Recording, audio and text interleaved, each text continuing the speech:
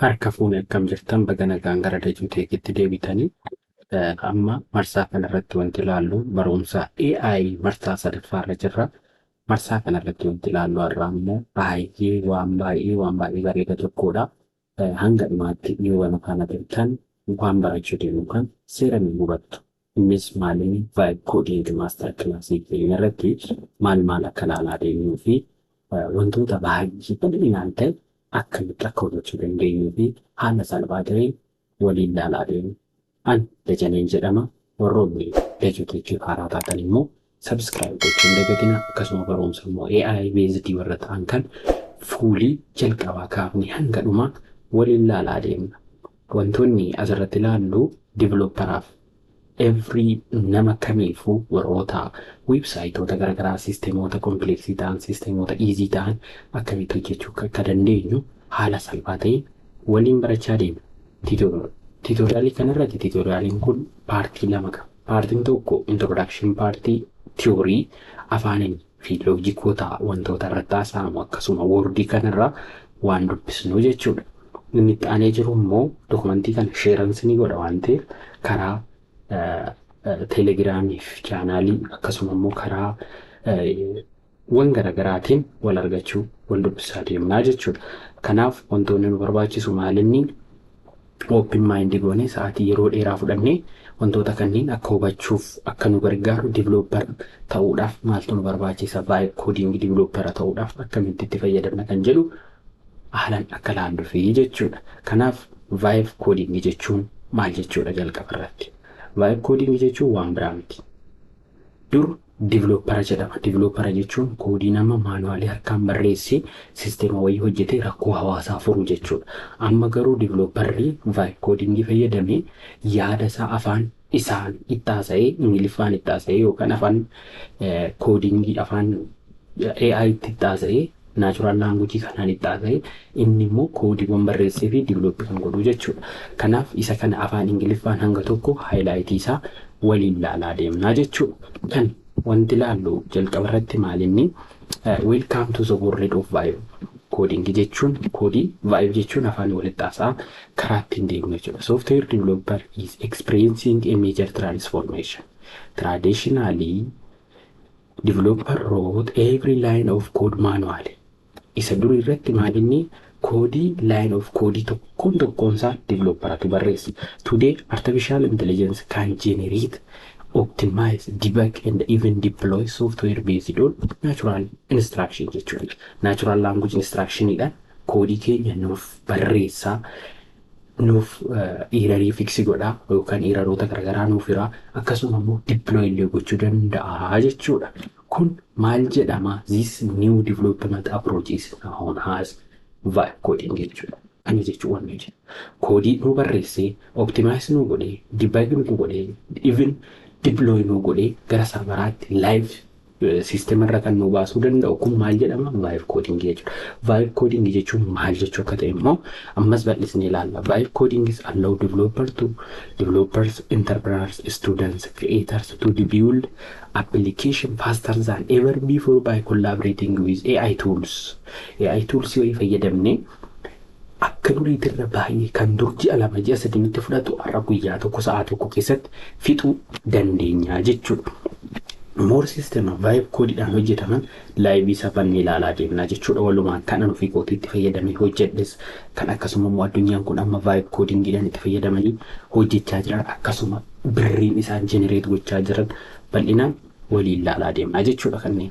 Warra kana immoo toolsiiwwan AI toolsii nuti itti fayyadamnee vibe codii develop ittiin goonu eenyu? Tokko ChatGPT dha. Lamaffaan kan isa reef dhufe kana yoo ilaaltan Cloud AI. Cloud AI, GitHub Copilot, Cursor AI fi Windsurf jechuudha. More DeepSeek illee kana keessatti ga'ee isaa qaba jechuudha. DeepSeeknis itti fayyadamaa jechuudha. Itti fayyadamaa deemnaa jechuudha. Keessattuu riisarchoota garaagaraa yoo hojjennu DeepSeek yoo fayyadamne baay'ee detail information isaa guutuu argachuu dandeenya. Code completionidhaaf garuu koodii hojjechuudhaaf ChatGPT, Cloud AI kunni baay'ee bareeda jechuudha. Akkasuma this course will teach you how to navigate AI effectively while maintaining software quality, security, and scalability. Kanaaf wantoota nu barbaachisan mata duree keenya barumsa keenya kanaa boqonnaa 10 qofnee haala salphaa ta'een akka nama galuu danda'utti qopheessee jechuudha. Boqonnaan tokko what is vibe coding? Anamma introductionidha. Vibe coding maali? Akkamitti vibe coding itti fayyadamnee sisteema develop gochuu dandeenya kan jedhu laal. Kanaafuu definition of vibe coding. Vibe coding is an AI assisted software development methodology where developer communicate desired outcome in natural language and the AI generate most of the implementation code jechuudha. Kana waan biraan qabu. AI fayyadamnee koodii barreessinee sisteema develop gochuu jechuun vibe coding jedhama. Bira darbuu dandeessu. Jecha kana qofa qabattanii jechuudha. Vibe coding jechuun vibe coding is an AI assisted software development methodology jechuudha. AI koodii wayii nu barreessee nuti immoo sisteema afaan keenya lixaasuuf afaan keenya chat goonee fi inni sisteema nu deebisee koodii generate nu godhee bifa saniin kan itti fayyadamnu sun maal jedhama? Vibe coding jedhama. Kanuma salphaan jedha. Instead of focusing on syntax, developer focus only on what? Requirement, business logic, system architecture, user experience, problem solving. Kana qofa irratti dhimmamaa jechuudha. Dur maalinni nuti maal irratti dhiphachaa turraa yeroo baay'ee developeroonni turan maal irratti dhiphatu tokko maal irratti dhiphatu interfeesiin isaa maal fakkaachuu qaba kalariin maaliin kan jedhu irratti dhiphatu. Instead of focusing on syntax akkamitti barraa maaliin barreessa language kamiin barreessa maal kan jedhu irraa hafanii maal irratti dhiphatu requirement irratti business logic irratti system architecture irratti amma sanaan booda immoo user experience and problem solve irratti qofa hojjetu jechuudha. Then AI handle code generate, refactoring, documentation, testing, debugging, assistance hundasaa nuuf hojjechuu danda'a jechuudha. Simple example. Traditional developer write HTML, CSS, JavaScript, backend API, database query, and online coding maaltu barreessaa? Akka duriititti developeratu barreessa. Amma garuu vibe coding irratti developer write only create a responsive employee management system with authentication, dashboard, employee credit operation with Postgres database, Postgres SQL database jedhee kenna. Isa dur harkaan barreessu jechuudha. Isa dur harkaan barreessee waa baay'ee dubbatu ishee laayinii tana sisteema guutuusaa baakindii frontindii isaa generate godhee kaafee jiru. AI generate implementation. AI generate the implementation jedha. Kun walumaa galatti maal jechuudha? What is vibe coding jechuudha. Vibe coding jechuun gabaabumatti maal inni wanni hubattan maalidha? Waan asirratti mata duree chaaptarii kana keessatti qaban maal? Vibe coding jechuun koodii harkaan odoon barreessin jechuudha. Jechaan qofa itti barreessinee command prompt wayii itti barreessinee inni koodii generate nu godhu sun maal jedhama? Vibe code jedhama. Qabadhaa shuntan keessaa. Chapter 2. Why vibe coding is revolutionary? Maaliif revolutionary ta'e? Before AI, building a web application requires front-end developer, back-end developer, database administrator, UI designer, DevOps engineer. Osoo AI hin dhufin kanatu barbaachisa ture. Garuu gaafa AI hin dhufu one developer can design, generate, test, improve and deploy. Kana qofa gochuu danda'a. Developer tokkichi qofaa isaatti design gochuu danda'a. Generate koodii guutuu isaa generate godha AI ni test gochuu danda'a, improve gochuu danda'a, deploy gochuu danda'a. So application can be built in hour or a day jechuudha. Applicationiin tokko guyyaa tokkotti yookaan sa'aa tokko keessatti applicationi wayii develop gochuu dandeenya jechuudha. Benefitiin isaa maali? Faster development, lower learning curve, reduce development cost, faster prototyping, increased productivity, better documentation. Kana hundasaa kan nuuf qopheessu AI dha waan ta'eef. Kanaaf maaliif jawannoo ta'ee inni revolutionary waan inni ta'eef humna namaa ni xiqqeessaa, hojii ni saffisiisaa, qulqullina hojii ni dabalaa, waa hunduma irraa fix free kan ta'e nuuf generate godhaa jechuudha vibe coding irratti. Chapter 3 irratti popular vibe coding tools warra jedhaman popular warra ta'an hedduutu jiru garuu isaan keessaa popular warri jedhaman tokko ChatGPT OpenAI irraa kan dhufedha. Akkuma marsaa darbe irratti ilaalle ChatGPT maaliif OpenAI dha. OpenAI kun immoo ChatGPT generate isa keessaa damee tokko qabaa jechuudha. Capability isaa tokko generate code dha. Explain code dha. Debug issue dha. Create project gochuu dandeenya jechuudha. Best for learning, project generation, troubleshooting hunduma isaa nuuf hojjechuu danda'a ChatGPT irratti jechuudha. Ilaalla bal'inaan ChatGPT irratti siistema tokko waliin develop goona. Cloud AI immoo maal qaba? Capability isaa long context coding dha, large project analysis dha, architecture review gochuu danda'a. Image itti kennine siistematti nu jijjiiruu baasuu danda'a jechuudha. Inni kun Cloud AI dha. Cloud AI history isaa itti deebinee bal'inaan ilaalla. Project inni kun tools baay'ee positive ta'e baay'ee hojii guddaa nuuf hojjetudha jechuudha. Isa kanatti deebinee ilaalla. Ammaaf garuu nugaa yaada isaa kan qabannee bira dabarra. Best for enterprise project long code base warra ta'an. GitHub Copilot kun immoo GitHub irraa kan generate ta'e Microsoft fi GitHub walitti integrate ta'anii kan hundeessanidha. GitHub Copilot kun inni kun capability isaa real time code suggestion dha. Real time code suggestion yeroo koodii barreessinu koodii keenya laayinii eegee bakka kan akkatti nu goonu or taabii qofaan system akka develop gochuu dandeenyu viidiyoo tokko isin hojjedheen ture yeroo ture keessatti jechuudha. Taabii qofa fayyadamnee system design gochuu dandeenya. Taabiin jiraan taab gochaatu sistema tokko design nu gochuu danda'a. Isa kana kan nuuf hojjetu immoo maaliin GitHub Copilot dha jechuudha. Maaliif Visual Studio Code keessatti integrate ta'uudhaan nuuf hojjeta jechuudha. Best for daily development jechuudha. Development guyyaadhaan yeroo nuti hojjennu achi keessatti nu gargaaraa deemaa jechuudha. Inni kun GitHub waliin connect ta'eera. Direct GitHub keenyatti illee deploy gochuu push gochuu danda'a jechuudha inni kun. Sanaan booda Cursor AI jorri jedhaman kun cursor.sh jedhamanii beekamu. Isaan kunniin maal hojjetu? Code first AI first code editor, project unit understanding, full code based editing hojjechaa deema. Best for professional vibe coding fi best for landing page qofa naa ijaaree jedhe. Fakkeenyaaf clinic management system dhaaf landing page isaa naa ijaaree hoon jedhe jecha kana qofa barreesse. Create landing page for professional clinic management system yoo jedhe ishee tana dhageenya fully wanta landing page irratti barbaachisu clinic management international ta'e wayii nuuf generate godhaa jechuudha. Cursorii kana irratti baay'ee isa professional dha. Windsurf kana fayyadameen beeku garuu more baay'ee bareeda. Capability genetic agentic code dha, coding dha, automated workflow qaba, rapid project development dha fi garuu ni nuudha. Reef dhufee baay'ee isaa wanta irratti hojjetamu baay'een irratti hojjetanii miti. Amma wanti nuti beekuu qabnu maaliini? General conceptiin isaa hundumti isaaniitu maaliifi koodii generate gochuuf akkaataatti generate godhaniin gargar haa ba'anii fi akkasuma iskeelii ittiin generate godhaniin gargar haa ba'an malee hundumti isaaniitu maaliini? Koodii generate gochuudhaaf akkaataa nuti itti fayyadamnu irratti hundaa'anii jechuudha. Yoon kana haasa'u programming language kamuu hojjechuu danda'u isaan Java ta'u, Python haa ta'u, HTML, Java ta'u, HTML haa ta'u, PHP haa ta'u, waan barbaanne kamuu akkamitti gaafannetti nuuf hojjechuu JavaScript haa ta'u hojjechuu danda'u. Chapter 4 irra geenyeera. Vibe coding workflow keessaa step 1 idea isa kana beekuu qabna. Vibe coding irratti yoo hojjennu maaltu nu barbaachisaa? Jalqaba duraa wanni nu beekuu qabnu maalinni idea qabaana.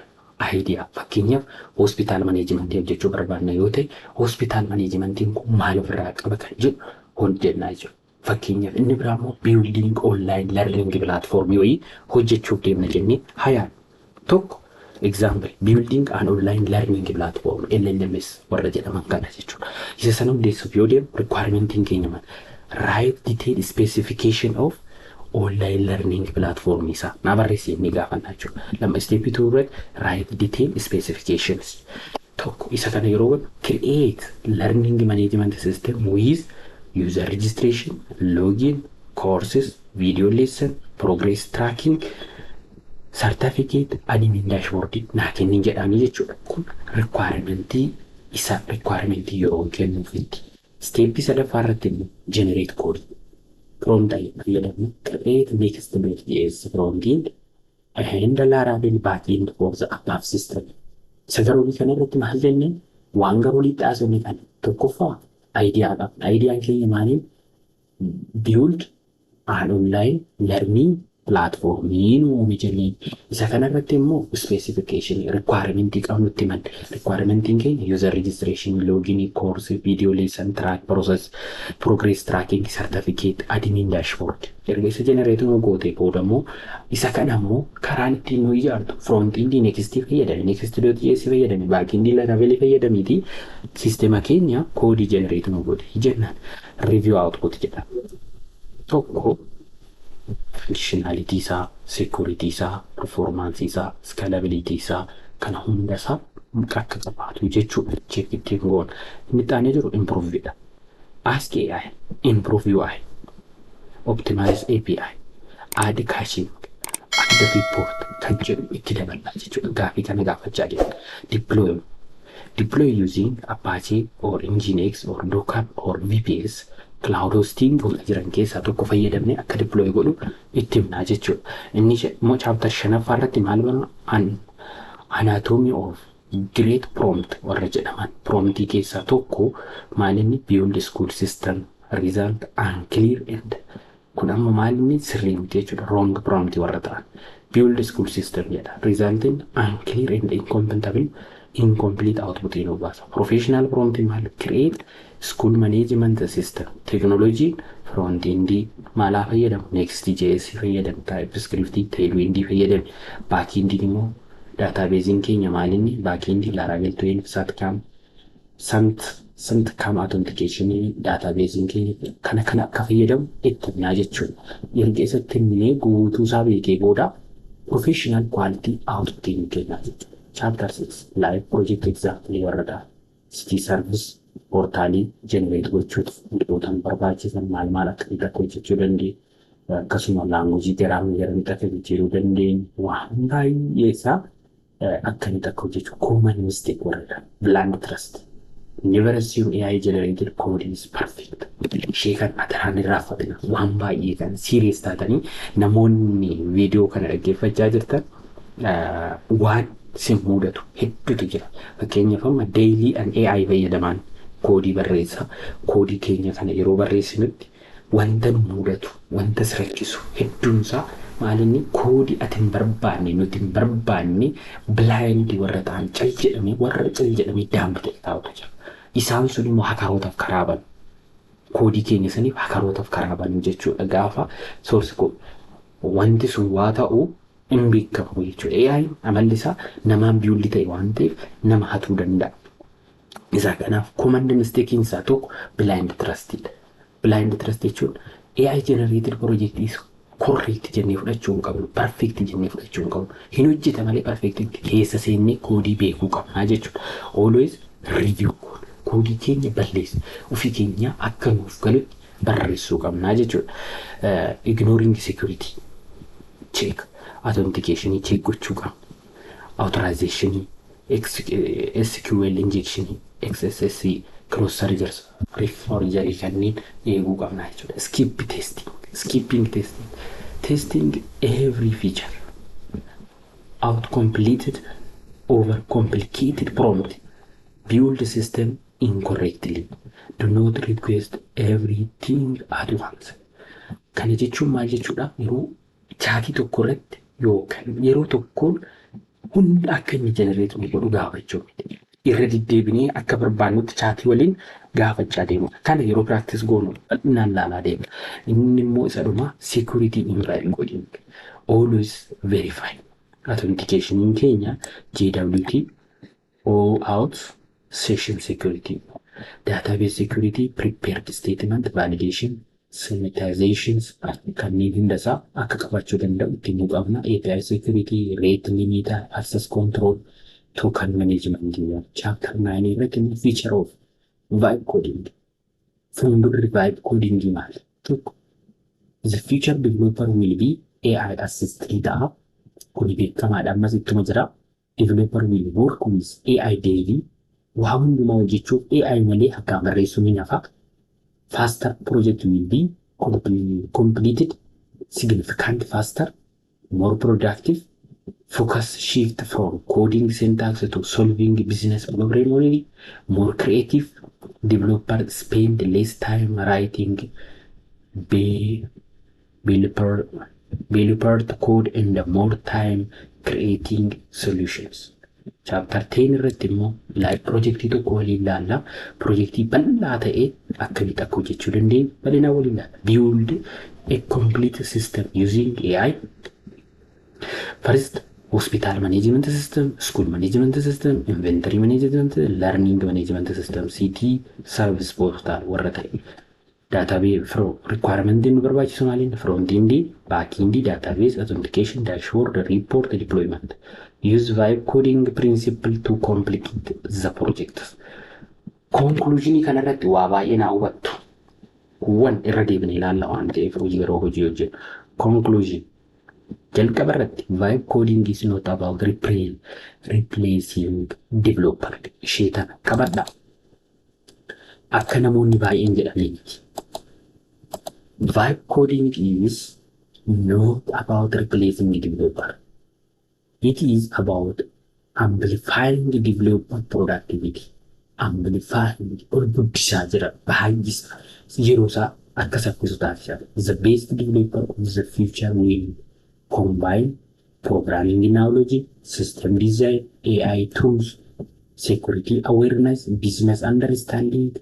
Master vibe coding today will prepare you for the next generation of software developer. Thank you. Maaliin jedha har'a vibe coding seeraan hubannaan guyyaa boruutiif yookaan generation dhufuudhaaf developer profession kan ta'e wayii taanee hojiitti gallee hojii keenya guyyaa hojjechuu dandeenya jechuudha. Kanaaf yeroo kana jennu costing developeraa gadi bu'a jechuu miti. Gadi hin bu'u. Totaalee gadi hin bu'u maaliif projektichi deliver ta'eera waan ta'eef guyyaa turtii isaatiitu gadi bu'a malee costing projektoota developeraa hin hir'atu jechuudha. Gatiin developeraa hin hir'atu. Kanaaf guyyaa har'aa koodii barreessuu baay'inaan harkaan barreessuu yeroo ammaa kanatti xiqqaatee jira jechuudha.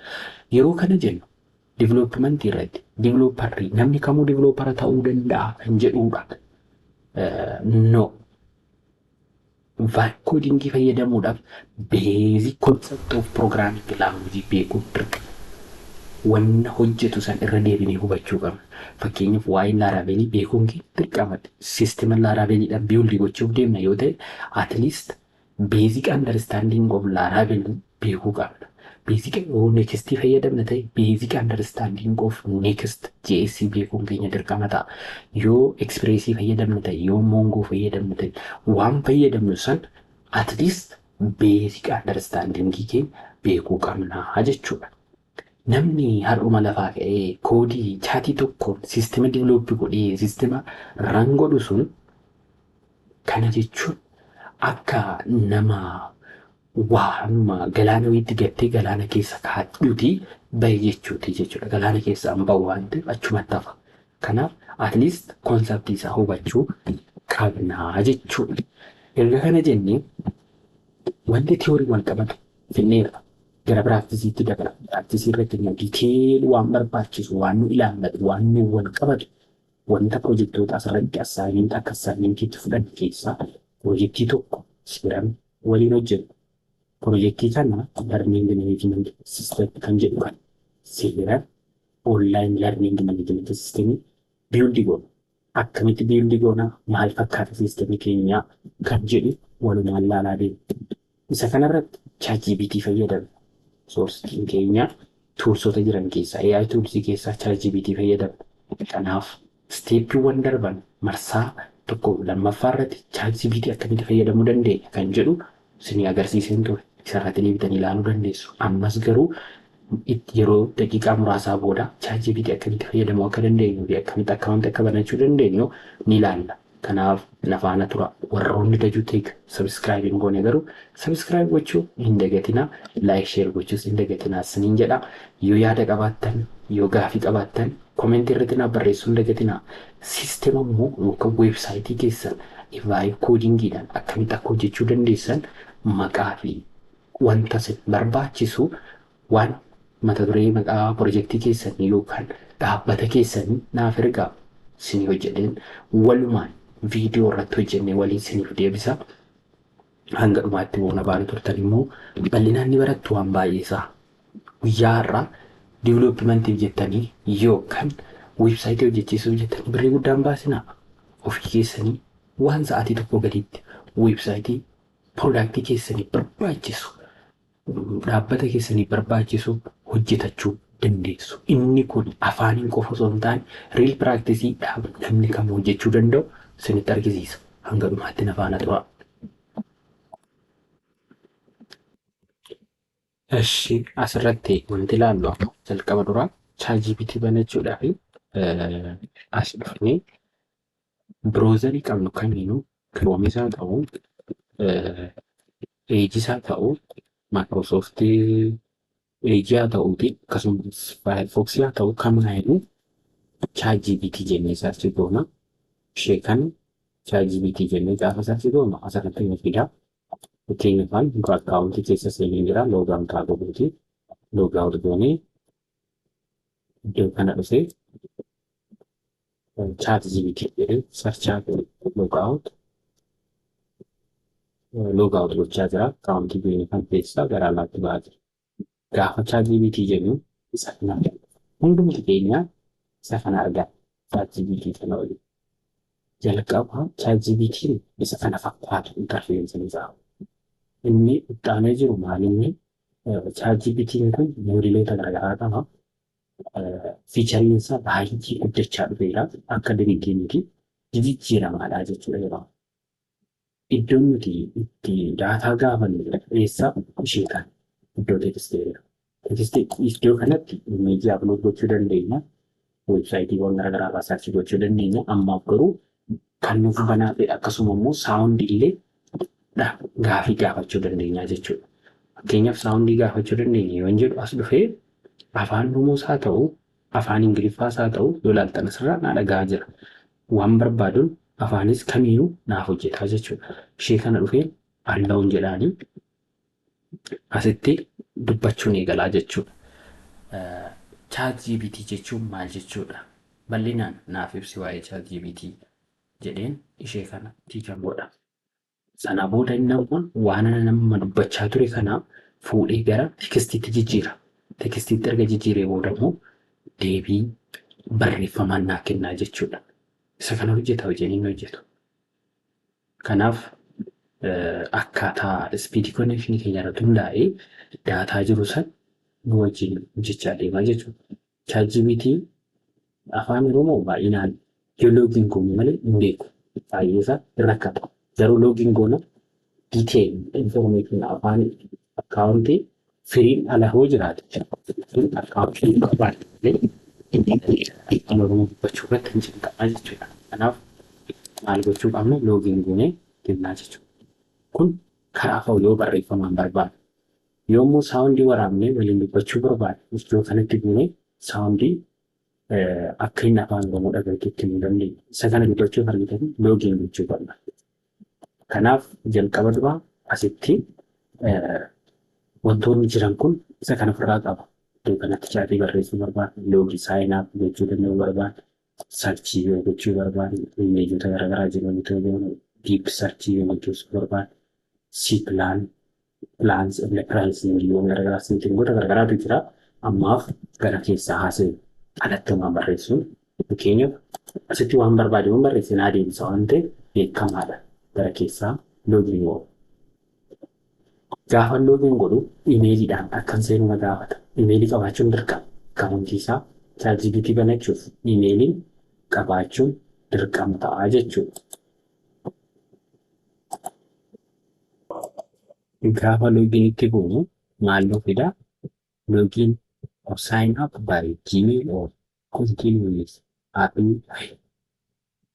continuous form jedhama. Imeeliidhaan haasa'e imeelii keenya kana filannee seenna. Sanaa booda gaafa imeelii seennu detail informationootaa imeelii sana qabatu akka gobii eeyyamu nu gaafata. Isa san halluu goosifnaa fi sanaa booda erga hayyamee booda gara keessaa galmina ni filanna. erga filannee booda loogiin goonaa jechuudha.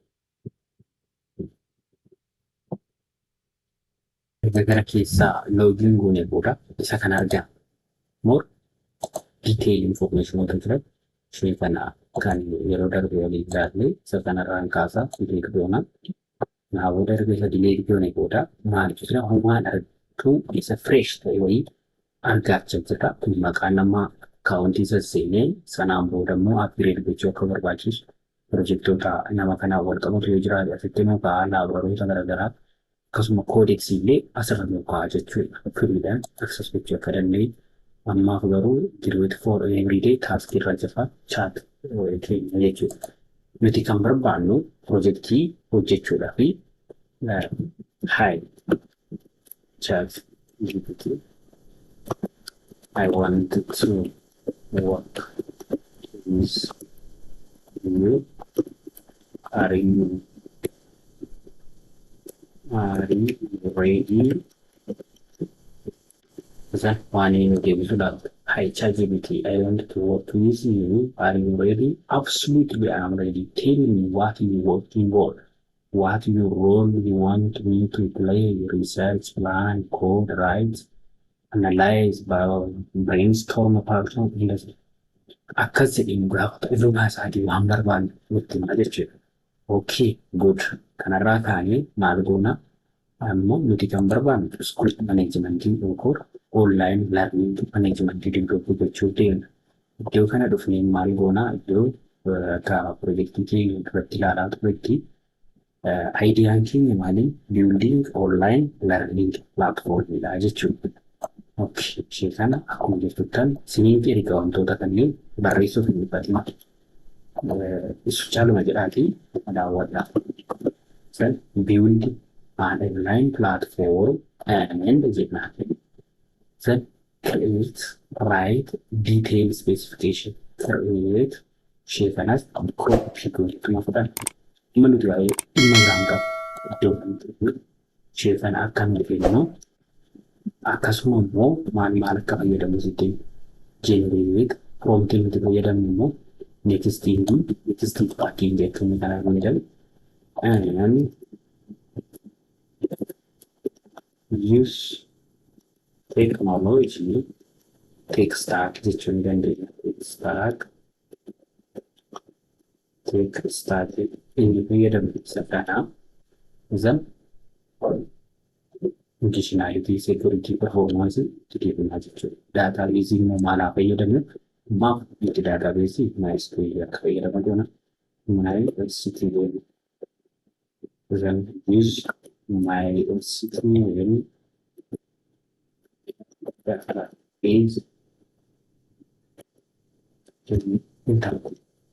kanaafuu hoomtii keenya kanarratti hundaa'ee sisteema jenootu nu godha. Great project. Next.js plus Laravel plus MySQL learning management system is a solid architecture because Laravel can handle authentication, API, business logic, certificate, and admin management work. Next.js provide modern user experience. System architecture akkatti design godhuu laata. System architecture in front end Next.js student portal, instructor portal, admin dashboard, certificate viewer, REST API, backend Laravel, authentication, user management, course management, lesson management, progressive traffic, certificate generator, admin API, database kan irratti kuufannu maaliin MySQL linuun jedhe.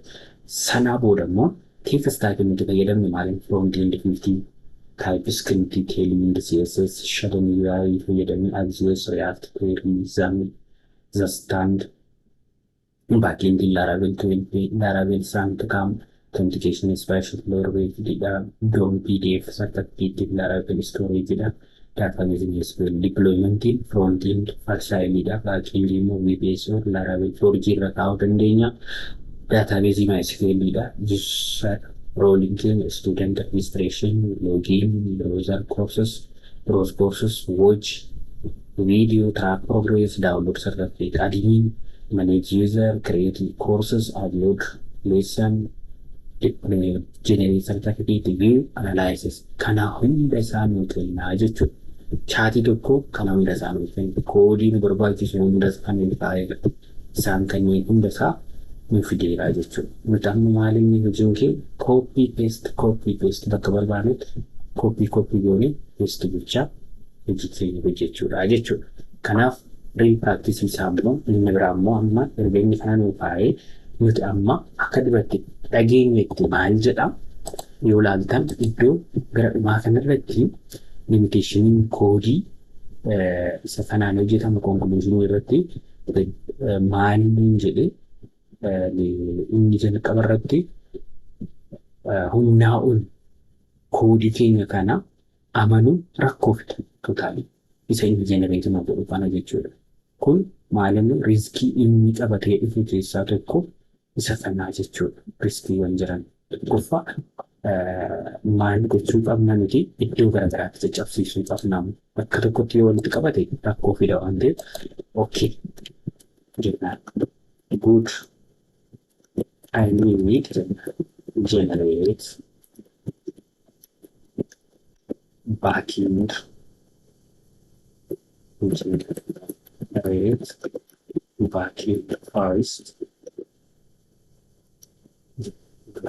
backend first full model sourcing migrations model kana beekuu qabna jettanii waan kana kan itti nu qabu full migration modelii keenya migration keenya akkasumas controller raawwatu konseptii daarabeelii waan beekuuf kan ittiin jira wantoota isa barbaachisu raawwatu zan API response ta'uu qaba kan inni adeemsisu kana kuntuusaa akkana adeemsisu sanammoo hojii isaa eegala walaalta hojii hojjechaa jira eegale generate full akkaataa ittiin beeknu hundasaa kontroolaroota na barbaachisu moodeloota na barbaachisu hundasaa kireediloota na barbaachisu hundasaa naa kenna jechuudha. Isa kana immoo tokkoon steeppiidhaan waan nu barbaachisu akkamitti koppii goone akkamitti piroojeektii keenya jenereet goona kan jedhu waliin ilaalaa. Jalqaba duraa sadhannaa gara deeskitooppii keenya raasee amma isa kana arganneera. Akka inni jenereet gochuu danda'u hubanneera. Kanaaf konfiidensii qabnaa jechuudha piroojeektii kan yeroo xiqqaa keessatti xumuruu danda'u keenya konfiidensii qabna. Maaliif koodii ijaan argaa jirra. Koodii yeroo dheeraa nurraa fudhatu san amma yeroo xiqqaa keessatti akka barreessuu dandeenya walii galteera. Kanaaf maal goona gara CMD tokko deemnee gara deeskitooppii haa deemnu. Kanaafuu deeskitooppii keessa seenee dhiyaachuu akkuma jennu kan taasise miti asitti dhufee dhiquu jedha. Targoodha. Komandomaan fooldara kireetaa godhuuti raayit kilikoonis kan hojjechuu danda'u. Administreetiif jechuun nuti daayitari jechuudha. Jedhee sanaa booda maalinni invent learning management system LMS jedhamee targaan sanaa booda LMS itti seenaa rifeensa seenaa wanti barbaachisu waan tokko baakindii foondii. Kanaaf nuti kompoozar Sales project Laravel jechuudha jechuudha. Laravel /Laravel jennee maal goona baakend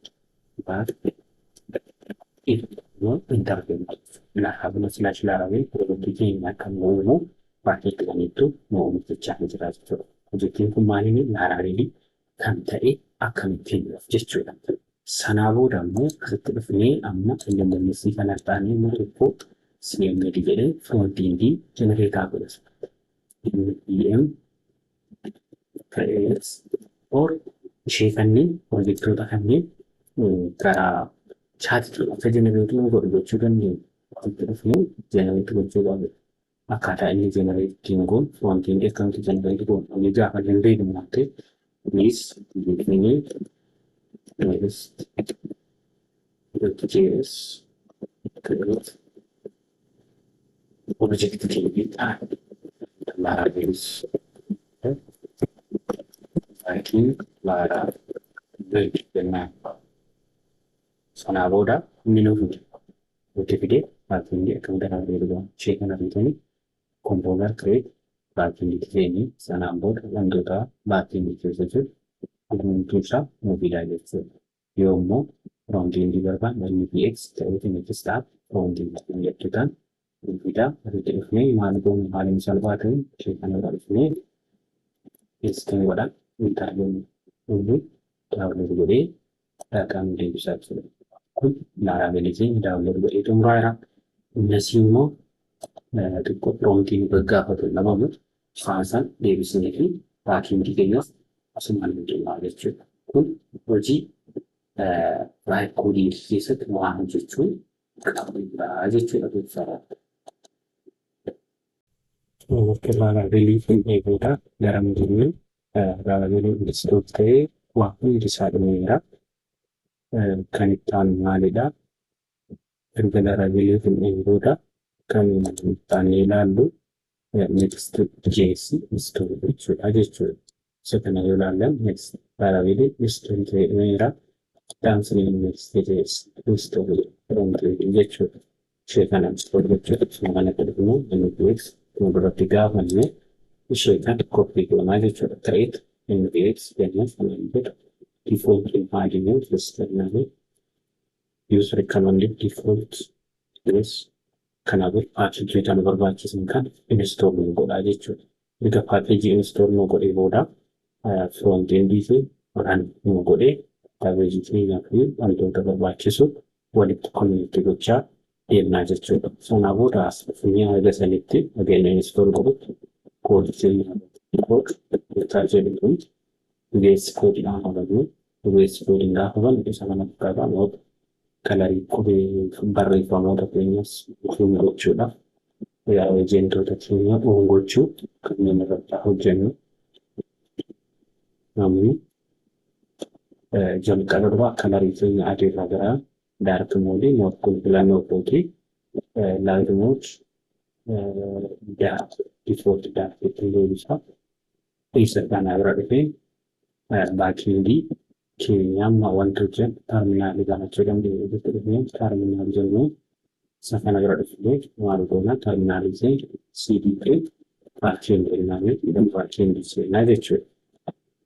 Kanaan booda koominiizaar godhuuti wantoota isaa isa kanarratti erga as geenye booda maal jennaan PHP paarkiinsaan yoona paarkiingii raawwachuu danda'udha jechuudha.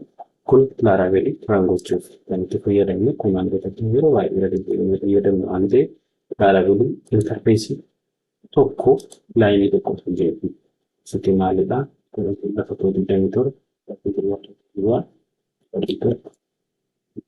kuma saddeet irratti wanta laaraabilii isa kan nutti argisiisu. Laaraabilii 13 guddateera amma laaraabiliin jiru. Isa sana nutti argisiisaa jechuudha. Fakkii keenya irratti baay'ee laaraabilii 12 nutti argisiisaa jechuudha. Kanaan booda erga isa argine laaraabilii hojii eegaleera. Hojii laaraabilii keessatti hojjetamu hundasaa diteelii hojjechuu dandeenya. Maal jedha chaatiin kee alaabaa irratti dhiyeeffame. Jalqaba maal jennee otomaatiin kee kontiroolarii kireet gochuudha. Kontiroolarii meeqan nu barbaachisaa? Amma hojii kanatti kontiroolarii tokko out controller, course controller, lesson controller, progress controller, certificate controller, admin controller warri jedhaman kun kontiroolaroota hojii keenya kanarratti nu barbaachisan jechuudha. Kanaaf isaan kan moodeelonni jiran user model, course model, lesson model wanta kunniin hundi isaanii nu barbaachisu indicate way isaanii fi kanneen nu barbaachisan kana amma jalqaba duraa maal hojjennaa wantoota nu barbaachisan kana gara gadii kanatti dhufnee ilaalu. Tokko satkaam inni barbaachisti santkam seekuriitiidhaaf jechuudha. Isa kana bira dhufnee asitti maal goonaa CB2 baakkeendii CB2 baakkeendii peestiin godha isheen asiitaan moo koppii gochuun salphaadha. Dhuma kana dhufnee yeroo tokko goona kanaan booda peestii goonaa inni istoormoo godhaa jechuudha. Paakeejii nu barbaachisu kan istoormoo godha akkasuma immoo nextiin keenyas install ta'aa jira jechuudha. Inni install godhe yoo fite steepiin itti aanuun publish gochuudha. Isa kana bira dhufnee publish goonaa jechuudha. Yeroo kana goonu daatabeezii keenya konfigura gochuudhaaf keessadha. Inni sun bira dhufna. Daatabeeziin keenya maal fayyadamna maal fayyadu waan jennee asitti naannoo laayinii 23 safara kana iddoo kana dhufnee maal goona MySQL nuti jedha. SQLite is going rakkoon qaba. SQLite goone akkasuma goone SQLite goone amma tireeningii kana SQLite fayyadamuu dandeenya rakkoon qaba. Yeroo barbaannutti jijjiiruu dandeenya waan ta'eef SQLite fayyadamnee wantichi gochuu dandeenya. Asa kana bira dhufnee daatabeezii change gochuun koomandii tokkoon jijjiirama akka durii baay'ee jechuudha. Hin qabne isa kan balleessu deemaa jechuudha. Sana booda San copy goone kuma questo goona sana booda daatabeezii kun migrate. Gaafa interface migrate ta'e jechuudha. Daatabeezii sun migrate godha. For example registration controller kan jedhu akkasuma immoo wantoota biraa tarbiisiisa. Isaan kana bifa kanaan hojii hojjechiisu. Kanaaf hojii kan hojjechiisu detail akka inni nu kennu step by step gaafachuu qabna jechuudha. This give me step by step creating migration model controller and paths will undergo step by step in your one day. Camera graphics. So the cover draft, perhaps indicate getting, so you do work indicated, database jira jedhe, database jiru. Ishee kanas xumurreerra, agasii xumurree migrate goone. Kana booda ishee kana create model plus migration. Which practice and make model course jiraata. Adoota dhufnee isa kana bira dhufnee akkamitti create goona. Ishee kana barreessuu moo harkaan barreessuu maluun barbaadu yoo jettu. Isa kana hundasaa copy goone jedha. Ishee kana hundasaa sanaan booda dhufnee asitti dhufnee paste godha. Hundee yeroo tokkoon jedhee naa godhaa jechuudha. Haala salphaan harkumaan barreessuu jechuudha. This create this jedha. Sanaa booda bakkeen itti banneessanii turannee AWS aappii isaa qofa jijjiiruu deemee migration bira dhannaa database migration kana specifically course migration kan itti bira dhaqee jedha. Then aappii isaa kana qofa jechuudha. Ishee kana qofa bakka seera yoo laaltanam course kan jettu jijjiiree jira jechuudha. Intaanee kan jiru immoo create lesson kan jettu jijjiiree jedha. Aappii ishee jijjiirra lesson keessatti.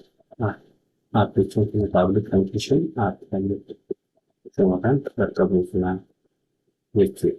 Isa kana inni maal goona paste kanaa jechuudha. Asitti akka kanatti seetan akka dhiyeessee Ittaafee kan jiru immoo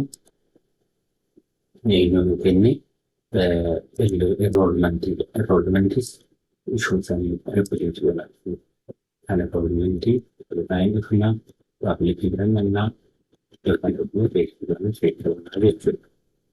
Inni itti aanee jiru immoo lesson progressii shakkachiin dhufnaa lesson progress aappii birannaa paste godha. Mawaan nuti sintaasiifummaan maaliif kan tokko hin jiru. Koodii copy paste jechuudha. As dhufnaan sartifiikeetii kanaafis iddoo kanatti dhufee paste goone seera. Kanaa boodaan nuti jennu maaliif migrate godha. Ishee kanatti dhufee PHP isa migrate godha keebiloota hundaa. Itti aanee kan jiru control create gochuudha. Shakeness controller miidhaan beekuudhaaf tokkoon laamuu istaayilii dandeettii controller ijaaran kiliikii tokko controller ijaa fayyadamuun jechuudha. Kiliiraa jedhu sanaa booda asitti dhufee akkasuma godha paste godha controller ijaa create naa godha. Kanitti create godha aappii keessa seenee HTTP controller keessa eegaa isaan jaan kan create godha. Kanaa booda as keessa seennee haala maal qaba? Tokkoffaa erga kontiroolarii fileetiin godhee moodeelii keenya konfigaraa goone. Moodeelii maal jedhu koorsii moodeelii kan jedhu kilaasii isaa kanneen hojjechuu koorsii moodeelii irratti moodeeliin gosa jedhamu moodeelaa seeraa koorsii moodeelii ishuun kana qofaan ripilees godha.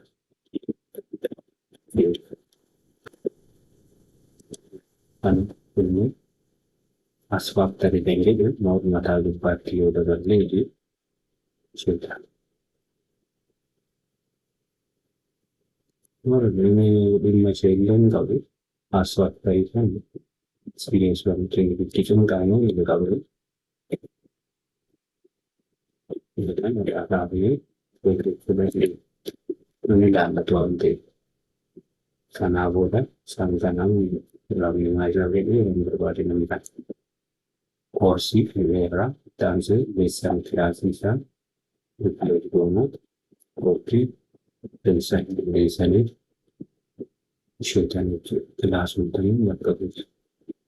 Dhufee baay'ee kan nama barbaachisu Sheektaanii kan jiru immoo outcontrolleriidha. Moodeelii kunii rooriniitii jedhaman rooriniitii sanaafis bakka buusu. Kana dhufanii rooriniitii isa kunii bakka buusu. Sheektaanii barbaachisu yeroo akkasumas hojii dandeettii isa kan ta'uu gochuu dandeenyu hin barbaanneef malee amma kan waan immoo inni biraa maalimni erga enroolmantii galchanii booda outcontrolleriidha. Outcontrollerii kun jedhutti yookiin meeshaa yeroo ganna yeroo barbaade funkshiinoota isaan keessa jiran koppii gochuu dandeenya asitti dhufuu ibsuun controllerii keessa jiran controllerii kan API outcontroller iddoo kanatti keessa jirtu. Auditan immoo kan fedhe boona sanaan booda moodeelota jiran ashis akka fayyadamu sappoorta akka fayyadamu miizar moodeelii irraa akka fayyadamu kan hojjennu. Kanaa booda isa fayyadamnee daataa keenya immoo kan itti aananidha koorsiidha. Isa kana keessa seenee koorsis koppii gochuudhaaf nu beekuu qabna. Qonni as koppii galees gosti gochuu dandeenya. Kanaaf koorsii kana keessa seenee itti dhufeen tajaajilamuu fi haa ta'u ganaaluu godheera. Ripileesii godha. Kanaan gaafii jiranii seena. Kanaafuu isaan kan gara riipoortii godhan goona. Akkas tokkanii kunillee immoo gara sirraa kan eeguudha. Isaan kan jedhamu miidiyaa seerdoona hashii sirriitti doonoo fi hashii soogdoona kanaa booda tokkanii kun firmicha fayyadamu wantoonni raawwataman jiru. Nafaa ta'u rakkoodhaaf kumbaanii irratti hojjetamu. Aboota API jennu maalitoona raawwatii keessatti API fayyadamu. Raawwatii keessa kan walitti